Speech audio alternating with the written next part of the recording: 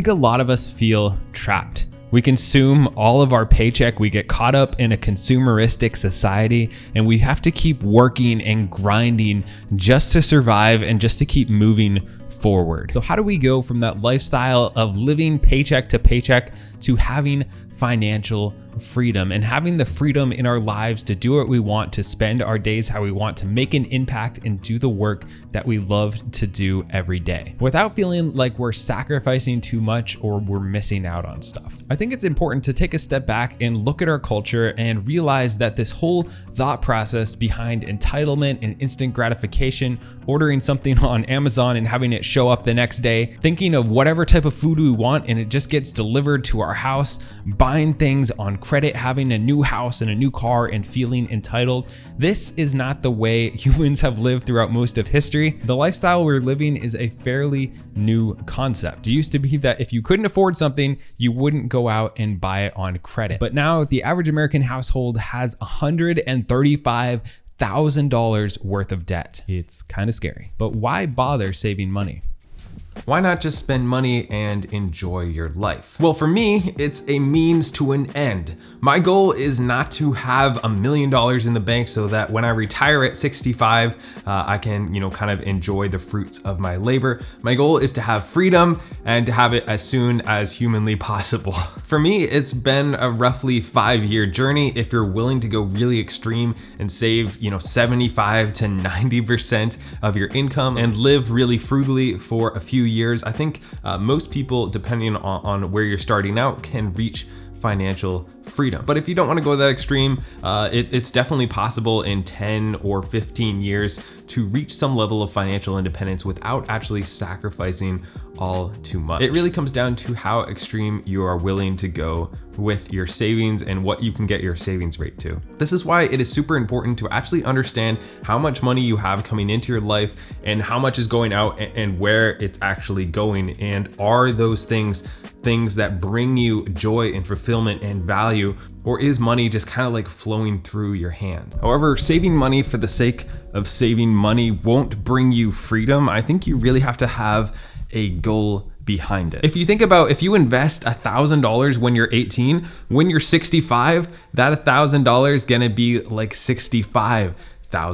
So if you can do a little bit right now to save or to earn money as soon as possible, you get to ride the compound interest. And that really makes saving money a lot easier. When I look at every single decision that I make of, instead of going out and buying a sandwich every day for lunch, I'm gonna bring my own lunch to work or gonna make something at home. And instead of spending, $10, I'm gonna spend $1 on a sandwich. So that one change of making food at home, that $9 a day, can be over $3,000 in a year. And when you make that decision over and over and over again with having a smaller house, owning an owner car, not going out and spending, $20 a week on clothes, eating at home and meal planning, that can add up. And when, 5 years from now, you now have $100,000 invested and everybody else is still living to paycheck, it was all those little decisions that make all of the difference. All right, but how do we get there and where do we start? I think the first savings goal that will actually get you some freedom is saving up 6 months worth of living expenses. This is so important and it kind of changed my life.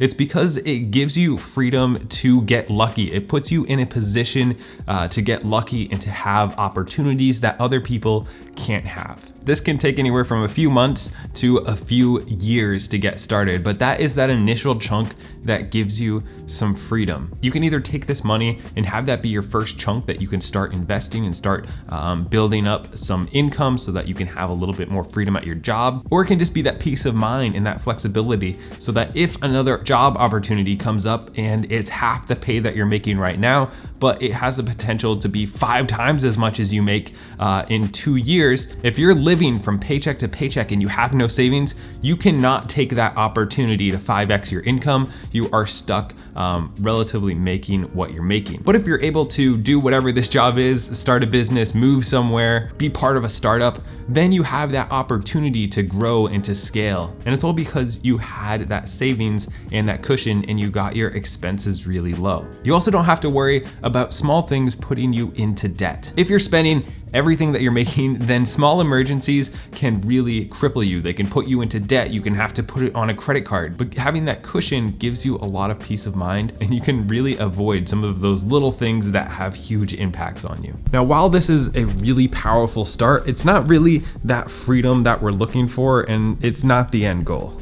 The freedom, at least for me, really came when I started taking that money that I was saving and started investing. And it gave me freedom really quickly, because if I was able to get my expenses down really low, let's just say like $2,000 a month, then I only need to build up enough, like passive income to cover that $2,000 a month, as opposed to if I was spending $10,000 a month because I have the nice house, the nice car, the new clothes, buying stuff all the time, then it's gonna take me 5 times longer to reach that same level of freedom. Now, obviously, I don't want to stay at that level of spending forever, but for me, it was a really powerful tool. But it was a really good start for me, especially when I started to embrace this idea that I wanted to reach freedom as soon as possible. And for me, freedom was leaving the job that I didn't like so I can spend my days kind of doing what I want to do. So while a lot of people who are trying to reach financial independence might wait till they have, $1 million, I just waited until I had a couple $1,000s coming in from investments that would cover all of my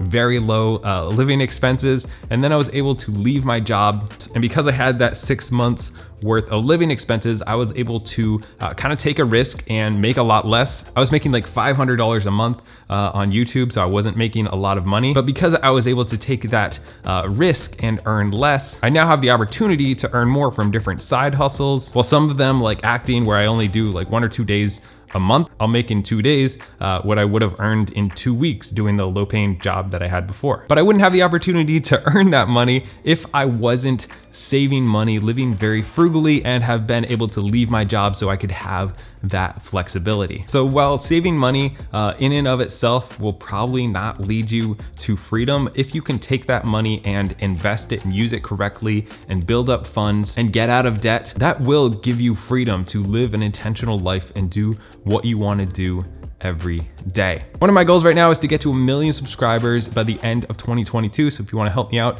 don't forget to subscribe. Thank you for watching, and I'll see you next week.